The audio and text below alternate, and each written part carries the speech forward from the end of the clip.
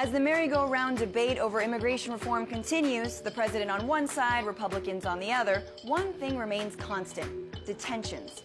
On any given day, up to 34,000 undocumented immigrants are held in ICE detention centers across the United States.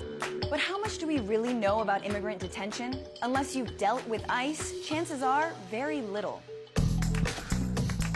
ICE is the second largest law enforcement agency in the country. It says that its main purpose is to, quote, find and remove illegal aliens who are criminals, fugitives, or recent arrivals.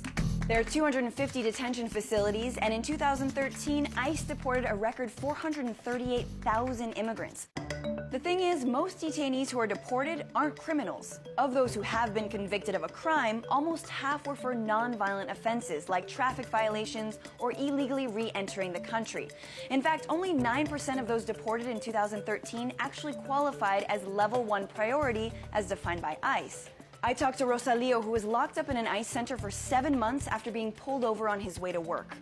La verdad, la mayoría de las personas, la mayoría de mis compañeros, todos tenían más de 10 años. Mucha gente tiene sus 2, 3 hijos, su esposa, de su trabajo. Para mí, principalmente, lo que más afecta es en la familia, que están separando muchas familias. So why does ICE even lock people up if they're not criminals? Well, they say detention ensures that immigrants don't miss their deportation hearings. Each detainee costs taxpayers about $161 a day. The alternative, like remotely monitoring immigrants, costs between 17 cents and $17 a day. And the alternatives are still 93% effective in getting immigrants to appear in court.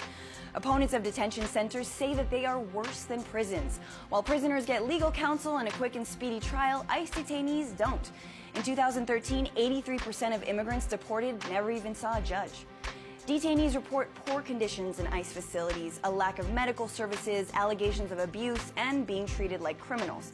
If you had an argument or you talk back to a guard or something like that, you were cuffed and you were chained up at all times around the facility. Like if you were, a killer or something, you're chained up on your legs and your feet. You would go in segregation, so which means you were locked up 24 hours a day.